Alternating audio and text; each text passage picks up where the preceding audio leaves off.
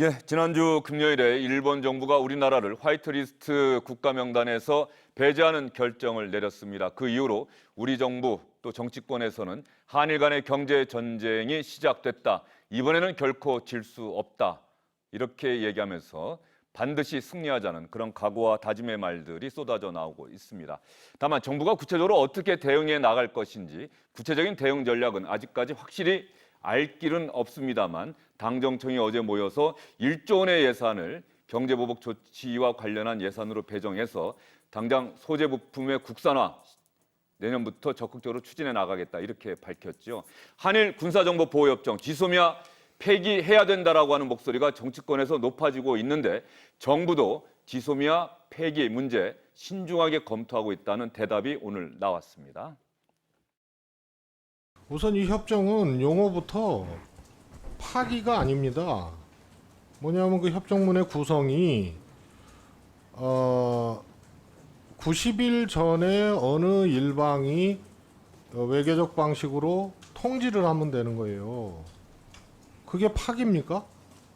연장 여부 연장 부동이고 안 하면 자동 연장이 되는 거 아니에요? 그래서 파기하고 이거는 다른 개념이다. 그 다음에 올해에 북한 미사일 관련돼 가지고 정보 교환이 2차례 있었죠. 세 차례. 3차례입니까? 그 어디서 요구했어요, 먼저? 일본 측에서 일본에서 요구한 겁니다. 지금 지소미아를 뭐 파기하자 이런 얘기가 나오고 합니다만 저는 개인적으로 신중하게 접근해야 된다고 생각합니다. 근데 지소미아 이후의 협정, 군사 정보 협정 이후에 이걸 우리가 전략적으로 파이트 리스트 제외에 대한 전략적으로 쓸 수 있는 무기가 될 만한 카드가 되나요? 그 지소미아와 관련된 부분은 그 자체의 어떤 효용성보다도 여러 가지 이 안보와 관련된 그런 우호 동맹국 간의 관계 이런 것들이 복합적으로 있기 때문에 우리 정부에서도 그런 부분에 대해서 매우 신중하게 검토를 하고 이걸 있습니다. 결정 아닙니다. 검토하고 있지 않습니다라고 하는 대답이 아니고 신중하게 폐기 문제 검토하고 있다는 대답이 나왔습니다. 어떤 의미일까요? 윤태권 더모아 정치분석실장, 장성철 공감과 논쟁 정책센터 소장, SBS 윤춘호 논설실장 함께합니다. 어서 오십시오. 정경두 국방장관 얘기는 우리가 어떻게 받아들여야 되는 겁니까? 지금 정부가 계속 지난주부터 나오고 있던 얘기죠. 네. 일본과의 신뢰관계가 깨져 있고 특히 일본이 신뢰관계를 해치는 상황을 두고 한국과 안보를 같이 논의하기 어렵다고 한 이유로 지금 경제 보복을 하고 있는 거잖아요. 그런 상황에서 우리가 그러면 안보와 관련된 이러한 주요한 비밀들을 나누는 이러한 협정을 계속 가져갈 필요가 있겠느냐라고 하는 이야기가 지난주부터 우리 정부에서 나왔던 거고 국민들의 여론도 이것과 관련해서는 반반인 것 같아요. 왜냐하면 지소미아라고 하는 것은 현실적으로 기능하는 것도 중요하지만은 그것보다는 동북아에서 한미일 3국 간의 정보 군사 정보를 공유하는 문제이기 때문에 이것을 단순히 일본과의 관계에서만 생각하는 것은 좀 무리인 것 아니냐라고 하는 그런 신중론도 있기 때문에 앞으로 좀 더 좀 지켜봐야 될 것 같습니다. 정치권에서는 한일 군사정보보호협정, 지소미아 폐기, 일본의 경제보복 조치에 대한 대응 전략으로 우리가 적극적으로 검토해야 된다라고 하는 그런 목소리가 높아지고 있는데 정부는 신중하게 검토하고 있다. 어떤 면에서 보면은 정부가 이 카드를 바로 꺼내서 사용하기는 조금은 지금은 상황이 아니다. 그 단계가 아니다. 뭐 이런 얘기일까요? 카드가 올라왔죠. 예. 8월 24일까지 우리가 연장하지 않겠다라고 하면 연장이 안 되는 거거든요. 오늘 8월 5일이지 않습니까? 24일 해봤자 한 20일 정도 남았죠. 그럼 일본에서도 화이트리스트를 8월 2일 날 우리나라를 제외했는데 아마도 거기에 대한 구체적인 조치, 후속 조치가 나오는 게 한 8월 26일 이 정도일 거예요. 예. 그럼 그 시점에 이제 맞닿아 있는 거고 우리는 카드로 꺼내서 만지작거리고 있는데 이 카드를 실제로 쓸지 도로 주머니에 넣을지는 모르겠다. 이걸 지금 뭐 일본이라든지 미국에 보여주고 있는 상태죠. 한일 군사정보 협정이라고 하는 것이 기본적으로 한반도, 특히 북한 문제와 관련해서 한국과 일본이 긴밀하게 군사정보 교류하자. 조금 전에 정병국 장관 얘기 들어보면 북한의 미사일 발사와 관련해서 올해도 3차례 정보 교환이 있었고 그 모두가 일본에서 요구를 해왔던 거다라고 하는 답변을 했어요.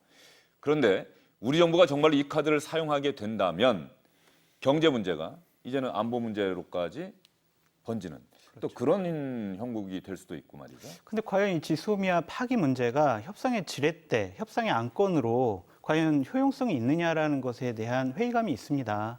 우리가 지소미아를 파기한다고 했을 때 과연 일본이 아파하거나 지소미아 파기되면 국가적 위기가 온다라고 생각할까요? 그렇게 생각하지 않을 것 같아요. 그렇기 때문에 이 부분은 우리나라가 맞대응할 만한 적당한 카드가 없다라는 그런 반증으로 보이고요. 이거를 파기를 하면 아까 우리 윤춘호 실장께서도 얘기하셨지만 동북아의 한미일 삼국 안보 협력 체제가 이완된다는 어쩌면 붕괴되는 시초로 간다라는 그런 잘못된 시그널을 북한에 줄 수 있다고 생각을 합니다. 그렇기 때문에 저는 이 부분은 파기하면 안 된다. 정보 교류의 숫자, 질 이런 것이 낮더라도 이 부분은 하나의 어떤 맹약으로서 갖고 가야 된다라는 생각이 드네요. 장 소장님 생각은 그러신데 어쨌든 일본이 경제보복 조치로 먼저 도발을 해왔다라고 하는 것이 뭐 많은 우리 국민의 생각 아니겠습니까? 그럼요. 그렇다고 한다면 우리도 일본을 상대로 무언가는 해야 하는데 지금 현재 우리가 쥐고 있는 카드가 안 된다고 생각했는데 유 실장 생각은 어떠세요? 뭐 이걸 안 한다고 해가지고 한미일 안보 협력이 붕괴한다 그렇게까지는 보지 않고요. 그럼 이게 이제 체결이 된 게 한 3년 됐죠. 박근혜 정부 말에 2016 했는데 년이요? 뭐 그 이전에는 한미일 군사 협력이 잘 안 됐냐 그건 아니지 않습니까? 다만 이게 좀 복잡한 건 있는 것 같아요. 지소미아를 우리가 파기했을 때 일본이 아플 것이다. 일본이 아플 것이라는 전제는 북한의 미사일 전력이라든지 핵 위협이 점점 올라간다는 대전제거든요. 그럼 이게 좀 뭐가 안 맞는 지점이 있어요. 우리가 생각하는 거하고.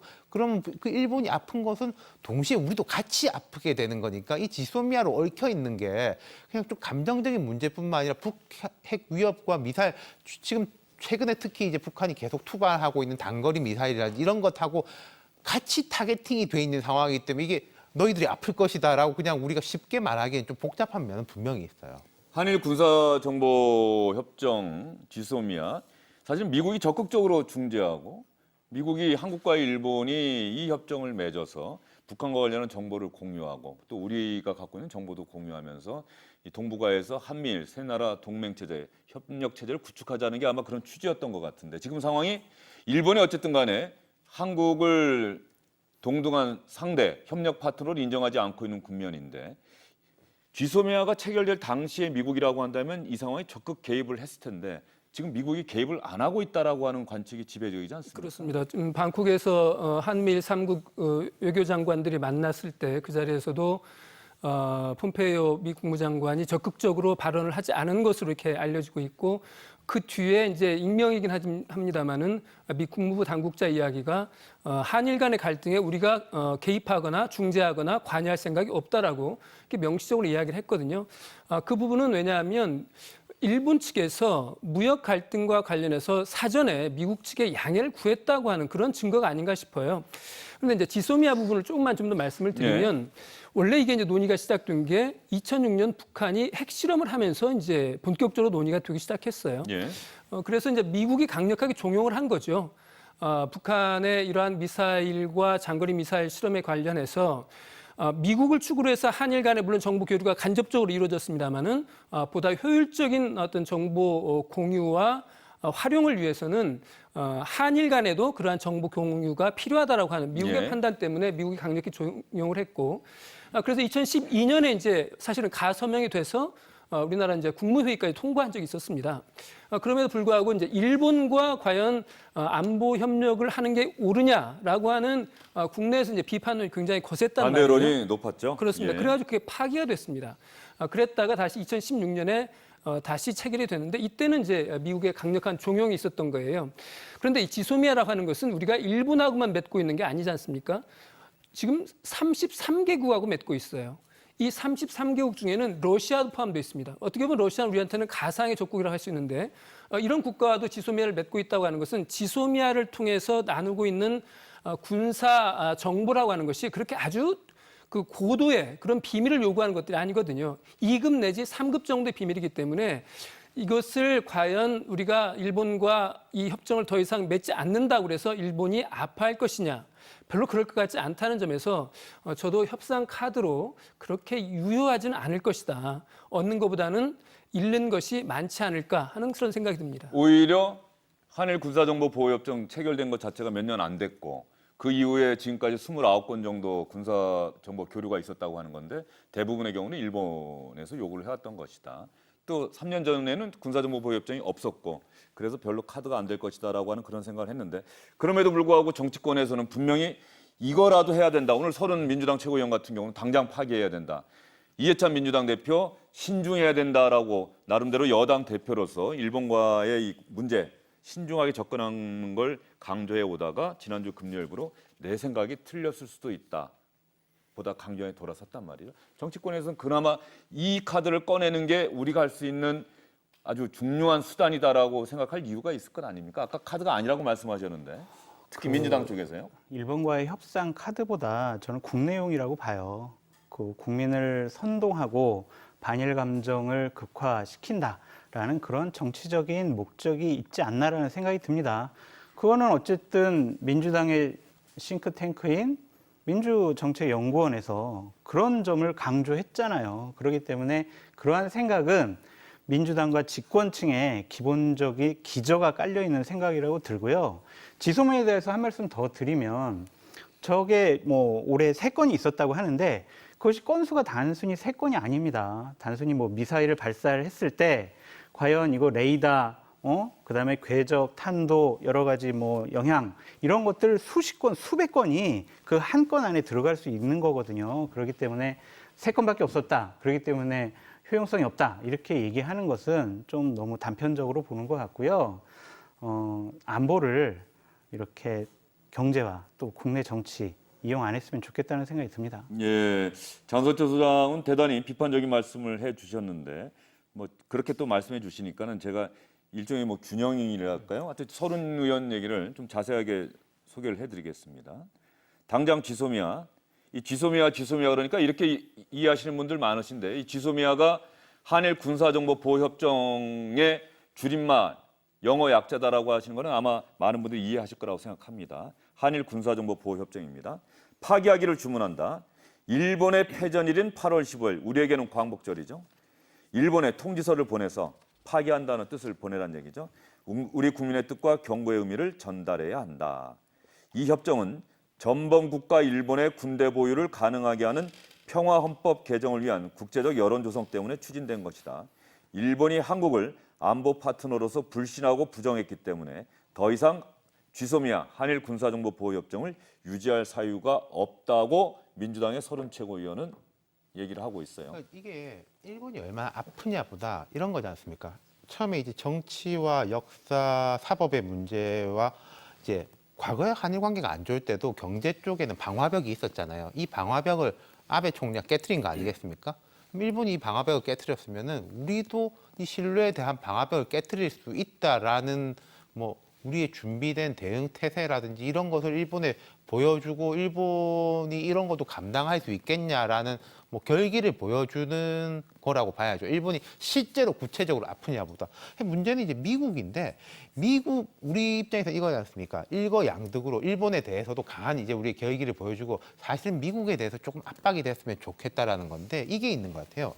2016년, 2017년대 지소미아에 대해 가지고는 미국이 여기에 대해서 되게 바랬던 것이 최근에 이제 우리나라에서 이런 이야기를 하는 게 자, 발사 단계에서는 우리의 정보의 양이 많고 이게 궤도에서 내려가는 단계에서는 일본의 정보의 양이 많다. 일본 쪽으로 날아가는 그렇죠. 경우가 많다 보니까. 예. 그렇기 때문에 우리 정보가 더 이제 중요하다는데 과거 미국 입장에서는 장거리 미사일 쏠 때는요. 우리 쪽에서 발사 단계에서 보고 중간 단계 일본보다 더 오른쪽 태평양을 건너갈 때는 일본에서 그걸 보다가 미국에다 넘겨주는 식이었거든요. 근데 최근에 단거리 미사일들은 일본에 넘어가지가 않아요. 그리고 저기 미국의 트럼프 대통령이 계속 작은 미사일이다, 짧은 미사일이다 강조하고 있지 않습니까? 그러니까 미국 입장에서도 과거에 비해 가지고 지소미아에 대해서 그렇게 좀 매달리는 것 같진 않아요. 알겠습니다. 예, 그런 분위기. 그럼에도 불구하고 우리 정부에서는 신중하게 검토한다. 폐기를 정치권에서 특히 민주당 쪽에서는 당장 폐기해야 된다라고 하는 목소리가 높아지고 있고. 윤춘호 실장님께는 그 질문 하나 드릴까요? 주영진의 뉴스 브리핑에서는 우리 정부의 대응책과 관련해서 언론에 정말 보도가 많이 되고 있습니다. 기자들도 또 언론사들도 우리 정부가 과연 어떻게 대응할 것인가 열심히 취재해서 쓰고 있긴 합니다만 확인되지 않은 누군가의 아이디어 차원에서 나온 이야기들이 그대로 기사화되는 경우가 많아서 저희는 가능한 한 좀 구체적으로 누군가가 직접적으로 얘기했던 대목 이런 것들 위주로 앞으로도 말씀을 좀 드리도록 노력을 해보도록 하겠습니다. 오늘 최재성 민주당의 경제침략특위위원장이 일본이 우리 정부 여행할 때 주의해라라고 하는 주의보를 일본 국민에게 내렸는데 우리도 일본으로 여행 가는 우리 국민들에게 여행 자제령 내려야 한다. 그럴 수 있지 않느냐. 왜? 일본이 이미 위험 국가 쪽으로 접어들고 있으니까 이런 논리로 오늘 브리핑을 했어요. 최재성 위원장이 말한 이제 여행 금지 구역이었죠. 표현이 여행 금지 구역, 자제 구역에 도쿄를 검토해야 된다고 하는 그 근거는 도쿄에서 이제 방사능 물질이 최근에 검사를 해보니까 뭐 예전에 나오던 것보다 한 4배 정도 더 나왔다라는 게 이제 어떤 근거로 이제 제시를 한 건데요. 이 부분과 관련해서는 좀 과학적으로 좀 더 검증할 필요가 있습니다. 만약에 우리나라 국민들의 일본 여행을 막을 만큼 일본 도쿄가 방사능에 오염돼 있다 그러면 거기에 살고 있는 사람들은 다 죽어야죠. 그러니까 다 죽거나 크게 뭐 어디 대피를 하거나 그래야 될 상황일 텐데 그건 아닌 것 같고요. 아마 최재성 위원장이 저 말을 한 이유는 앞으로 한일 간의 이런 갈등이 장기화됐을 때 우리가 사용할 수 있는 카드 중에 하나가 도쿄올림픽이 이제 앞으로 1년 후에 열리지 않습니까? 그랬을 때 도쿄올림픽을 보이콧하는 그런 방안까지도 우리가 일종의 카드로 검토할 수 있다라고 하는 것을 일본 측에 경고하려는 의미에서 오늘 저 발언을 한 것 같아요. 예, 이 올림픽과 관련한 이야기들이 조금씩 나오고 있고 사실은 일본의 도쿄올림픽 보이콧해야 한다는 목소리가 우리 쪽에서만 나오고 있는 게 아니라 이 방사능, 선수들의 건강에 대한 우려, 뭐 위험성 이런 것 때문에 다른 나라에서도 도쿄올림픽 열려서는 안 된다. 도쿄올림픽 조직위원회가 제공하는 식사를 안심하고 먹을 수가 없을 것이다. 이런 지적들이 외신에서도 나오고 있는데 우리 정치권에서도 도쿄올림픽과 관련한 이야기가 얼마 전에 외신 기자들과의 간담회에서도 이 얘기를 했던 사람입니다. 김민석 전 민주당 민주전략연구원장 김민석 전 의원의 이야기 한번 들어볼까요? 우리는 아베의 경제적 침략에 대한 즉자적 맞대응으로서가 아니라 대한민국의 직접적 안보 위협이 되는 평화헌법 개헌 추진과 방사능 위험 식품 등에 대해 국가 안보와 국민 안전을 지키기 위한 자위적 대응 조치를 취해야 합니다. 저는 과거를 사과하고 경제 보복을 철회하고 평화헌법 개정을 영구 포기하고 방사능 위험 식품의 공급을 포기하는 4가지의 요구를 아베 총리가 수용하지 않으면 동경올림픽에 대한 국제적인 민간 불매 운동이 전개될 것을 확신합니다. 아베 총리가 패망한 히틀러를 반면 교사로 삼기를 권합니다. 김민석 전 의원의 이야기였는데 어떻게 들으셨어요? 저는 지소미아 파기는 뭐 할 수 있다고 생각을 해요. 근데 김민석 부위원장 이야기를 들어보면은 4가지 조건을 걸었는데 과거 사과, 평화헌법 개정을 영구 포기. 이걸 어떻게 선언할 수 있는지 잘 모르겠고요. 평화헌법 개정을 영구 포기한다는 게 일본 사람들이 다 같이 각서를 쓰는 건지도 모르겠고 이게 아니면은 국제적인 민간 불매 운동이 올림픽에 대해서 전개된다. 좀 잘 모르겠습니다. 이 말이 정확하게 우리가 매우 화가 났고 올림픽까지도 참 안 좋게 생각할 수 있다라는 의사를 전달하는 건지는 모르겠는데 구체적 내용에 대해서는 잘 모르겠고 이게 우리뿐만 아니라 뭐 국제적 보이콧 운동을 한국이 선도하겠다라는 이야기인지 저는 이런 말은 좀 조심하는 게 맞을 것 같아요. 예, 좀 조심스럽게 이야기해야 된다. 네. 올림픽 보이콧 얘기는. 근데 다만 김민석 전 최고위원, 부위원장, 경제침략특위 민주당 대책회의의 부위원장이 얘기한 걸 보면 민간 차원이라고 하는 전제를 달았어요. 네. 그런데 그 이야기가 어쨌든 여당 국제적 안에서 민감, 나왔다는 네, 얘기거든요. 국제적 민감 예. 불매 운동이 전개될 거라는 거죠. 한국에 대한 경제 보복을 철회하지 않으면 국제적 민감 보복이 전개될 것입니다. 우리가 기억하기에 말이죠. 올림픽을 보이콧했던 때가 가장 최근이 80년 모스크바 올림픽 아닙니까? 대한민국 입장에서는 그 이전에는 그 어떤 일이 있어서도 줄곧 참여를 했었는데 그렇죠. 올림픽의 정신이 뭡니까? 정치를 이용하지 않는다. 그것이 바로 올림픽 정신인데요. 그 당시에 미국과 소련이 서로가 서로의 올림픽에 대한 보이콧 운동했죠. 그랬었죠. 80년 모스크바, 84년 네, LA 네. 올림픽. 그래서 지금까지도 그 부분에 대해서 전 세계인들이 그거는 잘못된 것 아니었냐라는 의견들이 더 많잖아요. 저는 근데 이 건과 관련해서 뭐 일본 여행을 좀 뭐 자제 국가로 해야 된다. 그리고 김민석 부위원장이 올림픽 참가 보류를 검토해야 된다. 이런 것들은 정말 정치인으로서 자격이 없는 나쁜 사람들이라고 생각을 해요. 방사능 때문에 도쿄를 방문하는 것을 좀 자제해야 된다고 하면 지금까지 그럼 도쿄를 방문했던 우리 대한민국 국민들의 어떻게 하는 겁니까? 작년 한 해 700만 명 가깝게 일본을 방문했어요. 우리나라 국민들이. 그럼 그때는 괜찮고 지금은 방사능에 노출되는 겁니까? 이거는 정말 정치인으로서 해야 되지 말아야 할 얘기들을 하는 겁니다. 정말 집권당의 중진의원으로서 자격이 없다. 저는 그렇게 생각을 합니다. 예, 이 장성철 최고위원이라고 제가 그러네요. 장성철 소장이 아주 강하게 여당에서 나온 이야기를 오늘 비판을 하니까 그럼 장성철 소장에게 그렇게 한번 질문 드려볼까요? 그러면 지금 우리가 할 수 있는 게 뭐가 있을까요? 그거는 예, 이 청와대와 예. 집권당이 해야죠. 예, 대통령께서 말씀하셨잖아요. 2차 보복이 진행이 되면 우리는 맞대응할 카드를 갖고 있다라고 얘기를 하셨어요. 근데 이 무책임하고 무능력한 정부가 고작 내놓은 게 뭡니까? 경제부총리는 나와서 우리도 일본을 화이트리스트에서 삭제하겠다라는 것, 예산을 1조 원씩 투입해서 소재 부품 개발하겠다, 금융 지원하겠다 이런 거거든요. 지금 암에 걸려가지고 지금 죽을지도 모르는데 진통제 놔준다고 하면 과연 그 사람의 건강을 회복하는 겁니까? 이것은 정말 이 정부가 결국에는 할 수 있는 일이 거의 없다라는 것을 반증하는 거라고 저는 봐요. 그렇기 때문에 감독한테 너는 왜 경기에 뛰어서 왜 골을 못 넣어? 이런 식으로 비판을 하면 안 되죠. 경기에서 골을 넣을 수 있도록 감독이 지도를 잘 해야 되는데 그런 국정 운영에 무한한 책임을 갖고 있는 청와대와 집권 여당이 그런 일은 하지 않고 그냥 우리는 절대로 이제 다시는 지지 않겠다. 이런 감정적인 선동을 하는 것 자체가 집권 세력으로서 자격이 없다라는 생각이 듭니다. 저는 소재 부품 국산화 추진이라든지 이런 부분이 의미 없는 거라고 생각 안 해요. 그리고 뭐 정부 여당에 대해 가지고 좀 이렇게까지 왔어야 되냐, 좀 더 잘하지 그랬어라는 말씀을 하실 수 있지만은 뭐 무책임하고 무능력하다. 과연 그런 단어를 붙일 만큼 우리 정부가 지금 뭐 되게 일손을 제대로 잡지 못하고 어리둥절하고 있고 뭐 아래 위가 호흡이 안 맞고 그런 상황이라고 저는 생각을 안 하거든요. 단기적인 대책에 대해 가지고도 우리도 화이트리스트 지금 단기적으로는 티포테 전략을 갈 수밖에 없다라는 게 많은 전문가들 이야기 아닙니까? 장기적으로는 또 준비하는 거지만 그 중단기적인 것을 각각 맞춰 나가는 거지 뭐 그렇게까지 무책임 무능력한지는 전 잘 모르겠습니다. 아니 예를 들면 이제 9월이나 10월 되면은 우리나라 반도체 제조하는 중요한 소재 부품 재고가 다 없어지고 자동차 배터리 소재 부품도 다 재고가 바닥이 나요. 그럼 이런 상황에서 자 우리 세계 보복당한 거에 대해서 매년 1조씩 투입을 해서 장기적으로 소재 부품 개발하겠다 이런 식으로 얘기를 했는데 일본에서 갖고 있는 보복 카드가 1,100개라고 하잖아요.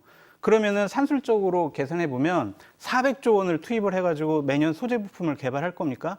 저는 이러한 무능력하고 무책임한 부분에 대해서 지적을 하는 겁니다. 예. 단기적인, 장기적인 대책 당연히 있어야죠. 하지만 9월, 10월부터 당장 제품을 만들 수 없는 기업에게는 어떠한 도움이 됩니까? 저는 그 부분을 지적하는 거예요. 그런데 지금 장성철 소장이 비판하는 건 좋은데 말이죠. 지금 상황 자체가 위기 국면이고 위기 국면에서 뭐라도 해야 되는 것이고 정부도 그런 측면에서 뭔가 뭐 준비를 해왔겠죠. 다만 저도 지금까지 나왔던 얘기들을 종합해 보면 다만 일본의 수출 규제 조치가 7월 1일, 6월 중순부터 조금씩 이야기가 나왔는데 적어도 그때까지는 우리 정부가 일본을 상대로 적극적인 설득 노력하지 않았다는 건 분명한 것 같아요. 그거는 뒤늦게 그 부분은 분명하게 이야기할 수 있을 것 같습니다. 제가 정부 쪽 관계자로부터 들은 이야기도 있고 그 이후에 7월 1일에 수출 규제 조치가 발표된 이후에는 우리 정부도 뭔가 준비를 했겠죠. 이미 현실화했으니까.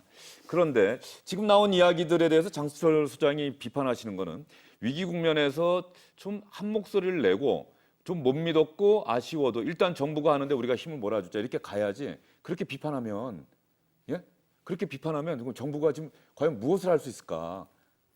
그 얘기를 장수철 소장한테 제가 요구하는 건 아니고 자유한국당 쪽에서 마찬가지인 게 제가 좀 이따 자유한국당 얘기도 할 텐데 그러면 구체적으로 이거 합시다라고 이렇게 얘기를 해야 되는 거지 정부가 내놓은 이 안은 이건 이러저러해서 안 됩니다. 효율적이지 않습니다. 성과가 없을 겁니다. 무책임합니다라고 비판만 하면 그 얘기를 듣는 우리 국민들은 얼마나 혼란스럽고 답답하겠어요. 야당은 어쨌든 여당이 하는 일, 그다음 정권이 하는 일에 반대를 하고 잘못된 걸 지적하는 것으로서 일단 할 역할을 50%는 했다고 봐요.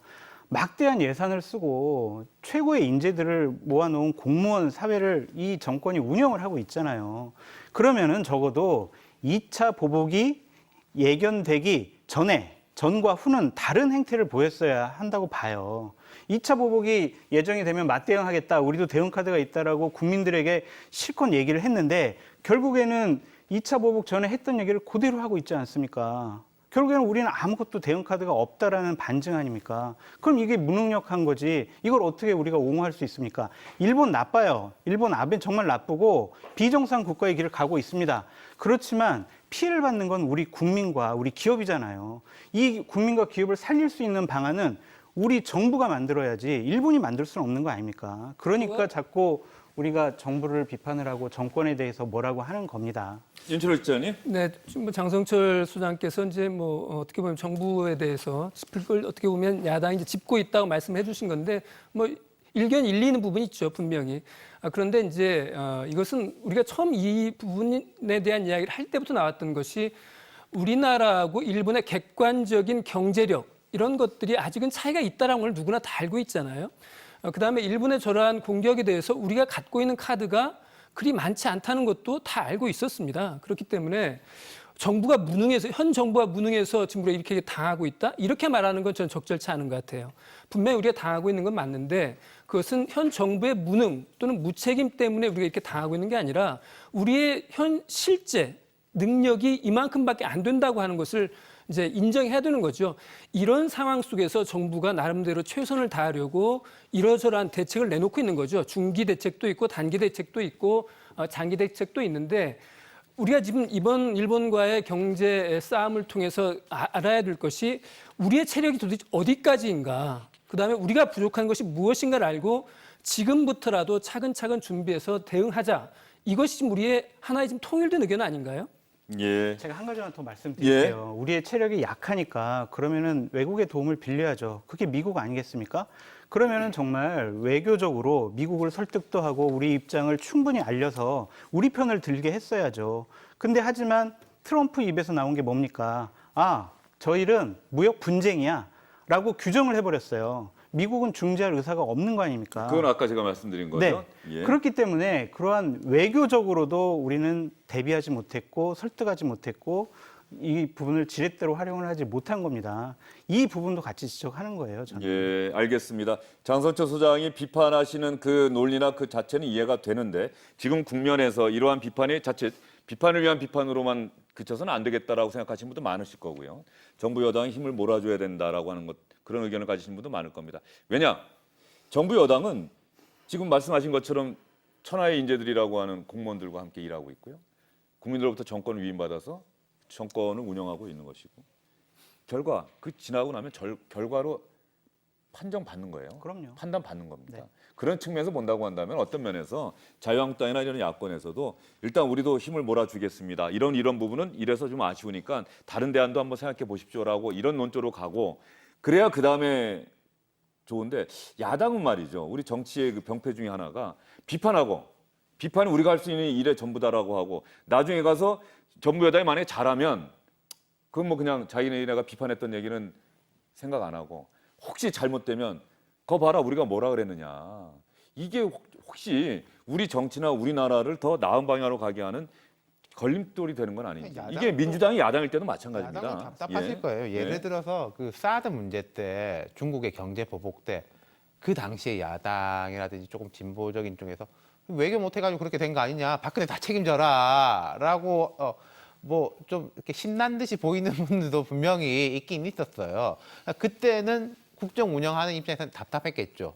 이게 그래 뭐 조금 미숙함이 있고 하지만 우리 결국은 우리 안보를 위해 가지고 사드를 들여온 건데 뭐 야당이 이런 식으로 하냐라는 답답함이 있으셨을 텐데 그거를 그때 답답함을 지금은 우리가 그렇게 해도 답답했으니까 이제는 우리가 잘해야 되겠다로 한번 마음을 바꾸면 어떨까 그런 생각이 있어요. 여당도 그때 좀 우리가 괜히 그럴 게 아니었겠다라는 이제 좀 자성이 있어야 되겠지만요. 사드나 오늘 장서철 소장님 조금 말씀을 많이 하셔서 좀 이따 자유한국당 얘기할 때 그때 한번 다시 한번 제가 말씀드릴 기회를 드리겠고요.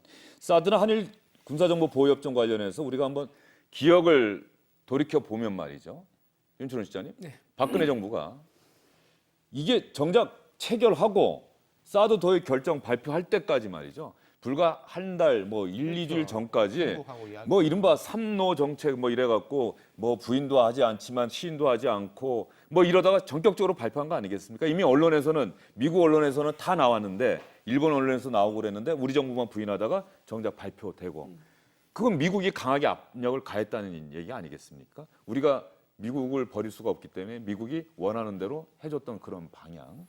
그런데 지금 미국은 아까 얘기한 것처럼 트럼프 행정부는 오바마 행정부의 적극적인 관여, 인게이지먼트 정책으로부터 벗어나서 한국과 일본이 알아서 하세요라고 해버리니까 우리가 미국 정부 설득하는 것도 한계가 좀 있어 보이고요.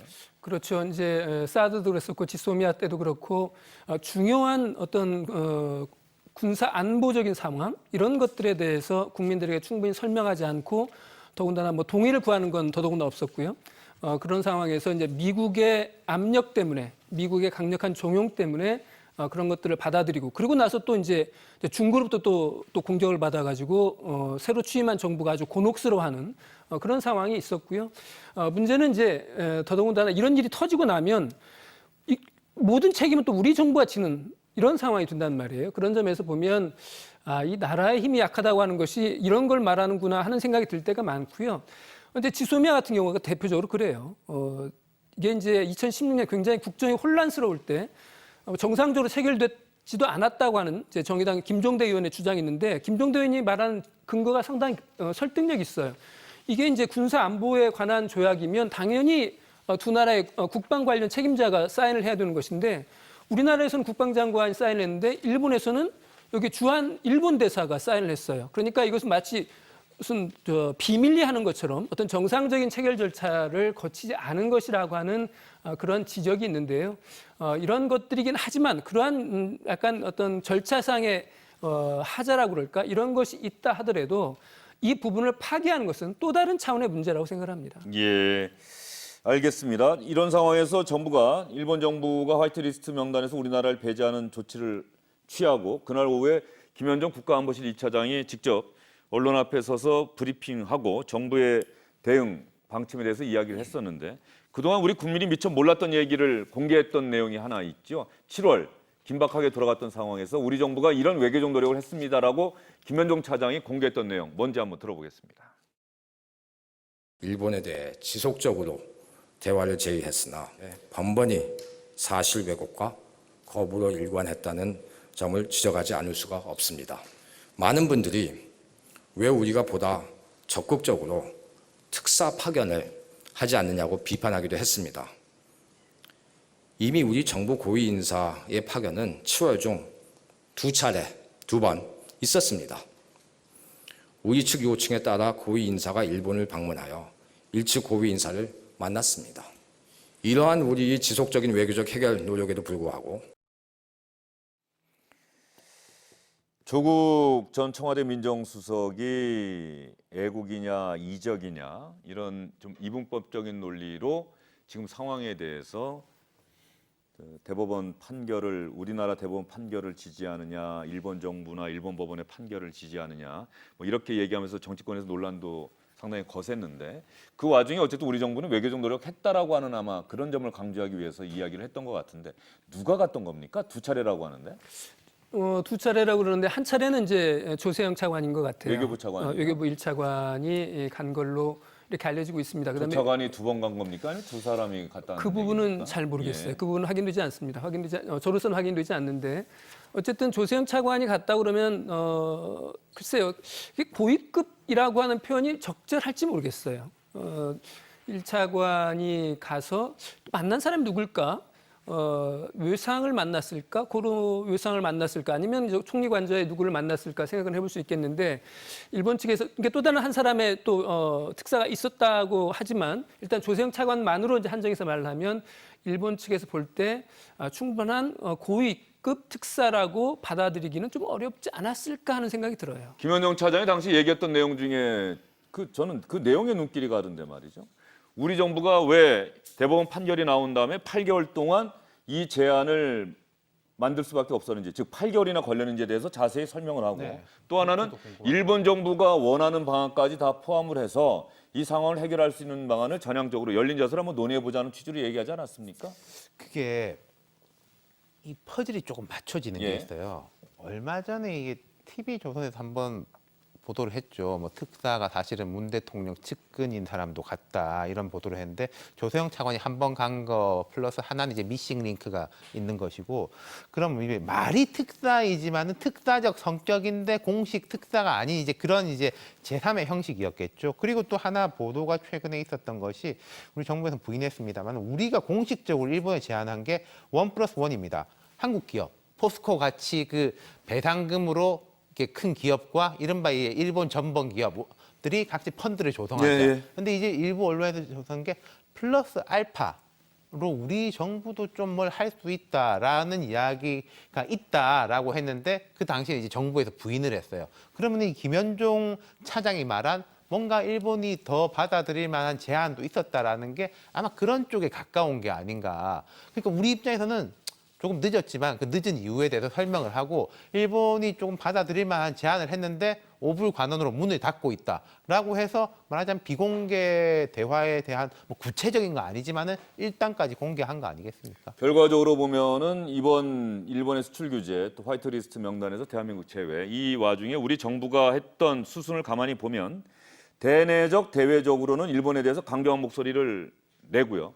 아주 강하게 내고 일본이 이거는 부정의한 것이고 정의롭지 못한 것이고 일본이 과거사에 대해서도 사실은 이랬다라고 하는 것이고 그리고 과거사 문제를 정치와 경제를 분리시켜왔던 오랜 한일 간의 우호 관계를 깨고서 이걸 경제로까지 확대시키고 일본이 잘못했다. 그런데 그런 와중에 안 보이는 비공식적인 이 수면 아래에서는 일본과의 외교적 해법을 모색했다. 어떤 면에서는 어떻게 이걸 생각해야 될까? 할 수 있는 모든 걸 다 했다라고 볼 수도 있는 것 아닌가 싶은 생각이 좀 들고요. 근데 별로 소용이 없을 것 같아요. 예. 왜냐하면 서로 듣고 싶어하는 답이 달라요. 그러니까 일본의 입장은 이거 아니겠습니까? 우리 청구권 협상을 통해서 더 이상 배상은 없어, 못 해줘 이거고 우리나라는 아니 강제징용 배상 판결에 대한 민간인의 청구권은 우리는 할 수 있어라는 그 입장 아닙니까? 이 부분에 접점이 없는 한 이 뭐 특사 파견이든지 실무 회담이든지 이것은 아무런 소용이 없을 것 같아요. 결국에는 양국 정상 문재인 대통령과 아베가 결단을 해야 될 부분이라고 생각이 듭니다. 그런데 말이죠. 그 얘기 제가 나올 줄 알았는데 한일 정상회담이 이게 공적인 해법이 될 것이다라고 하는 거는 뭐 모르는 사람이 누가 있겠습니까? 그런데 정상회담을 열기 위한 상황과 여건이 돼야 되는 것 아니겠습니까? 그렇죠. 아베 총리가 도발을 해왔고 이렇게 문제를 일으켰다라고 생각하는 게 우리 국민들의 많은 국민들의 생각인데 이 상황에서 우리가 한일 정상회담 엽시다라고 우리가 먼저 제안을 하고 그것만이 유일한 해법입니다. 이렇게 얘기할 수는 없는 것 아닙니까? 그리고 이제 저 장 소장님하고 생각이 약간 네. 다른 게요. 지금은 이게 소용없어 보일지 몰라도 결국은 그 방향으로 갈 수밖에 없다라는 거는 한일 양국이 다 알고 있을 거예요. 1+1 그 어간에서 뭐 플러스 알파가 되든지 뭐 베타가 되든지 그 틀 이상의 게 있을 수 없다라는 건 이미 알고 있고 우리는 1+1 그리고 1+1+ 알파까지 제안을 했고 일본도 절대는 못 물러선다라고 하지만 그렇지가 않은 게 중국에 대해 가지고는 일본 기업들이 이미 중국 사람들한테 배상한 전례가 있거든요. 그런 부분에서 뭐 돌파구를 찾아야죠. 예. 그러니까 한일 정상회담까지 가는 길이 그렇죠. 너무나도 지난하고 조금 전에 아까 주요 뉴스 보니까 한중일 정상회담 올 12월에 중국 베이징에서 여는 방안을 한국과 일본, 중국이 한중일 새나라 정상회담 여는 방안 조율하고 있다. 이 와중에도 그나마 한중일 정상회담 연례 행사 그대로 한다는 게 다행이다 싶기도 하고 그러면 그때 아베 총리와 문재인 대통령 만날 수밖에 없을 것이고요. 앞으로 외교 일정을 보면 한국과 일본 두 정상이 만날 수 있는 자리는 이제 상당히 있다고 봐야 돼요. 왜냐하면 유엔 총회도 있을 유엔 수 총회도 있고요. 10월 달에는 에이펙. 일본 왕의 이제 예. 국왕 취임식이 있습니다. 취임식이 있으면 거기에도 아마 우리나라 대통령급이 가야 원수비 초청할까요? 글쎄요, 뭐 저는 해야 되지 않을까 싶습니다. 뭐 하지 않을까? 초청장은 다 보내겠죠. 예. 초청장 보내지 않을까 싶고요. 그다음에 이제 12월 달도 있다고 보고요. 우리 정부가 대법원 판결이 나온 뒤에 8개월 동안 뭐 했느냐라고 하는 비판이 있잖아요. 그 부분과 관련해서는 짐작할 수 있는 부분이 있어요. 뭐냐면 대법원 판결이라고 하는 것이 우리 정부가 일관되게 설명하는 것처럼 행정부와는 독립된 사법부의 결정인 거예요. 그다음에 그 사법부의 판결을 받은 피해자들이 있습니다. 이 사람들에 대한 설득 이런 것들이 꼭 필요한 거예요. 그냥 우리 정부가 일본 정부한테 달려가서 자, 오케이. 그러면 1+1 알파로 합시다라고 말한다고 그래서 이 방법이 되지 않는다고 하는 것이 위안부 협상 때 우리가 경험을 했잖아요. 피해자들의 동의 없이는 안 된다고 하는 걸 알고 있기 때문에 그러한 사전 정지 작업이 필요했다고 하는 설명을 저는 일본 정부한테 했다고 봐요. 특사라고 하는 사람들이 가서 아마 한 이야기가 이제 그런 것일 텐데 그런 부분들이 우리가 생각하는 만큼 간단하게 되지 않는다. 이런 부분들에 대한 설명을 했을 것이고 또 일본 정부도 어느 정도 그 부분에 대해서는 이해하지 않을까 싶고요. 그렇게 보면 저는 하반기쯤에는 어떤 해결의 실마리가 풀릴 수 있다. 저는 이렇게 좀 낙관적으로 보고 싶습니다. 예, 장서철 소장이 오늘 옆에서 지금 보니까 윤춘호 실장께서 말씀하신 사이에 좀 한숨도 쉬고 그러시는데 어쨌든 다른 이야기를 많이 하시고 또 이 와중에 다른 목소리 내는 것도 쉽지는 않을 텐데 그럼에도 불구하고 또 많은 분들이 장서철 소장이 오늘 이야기에 대해서 비판적인 의견을 내실 수도 있어요.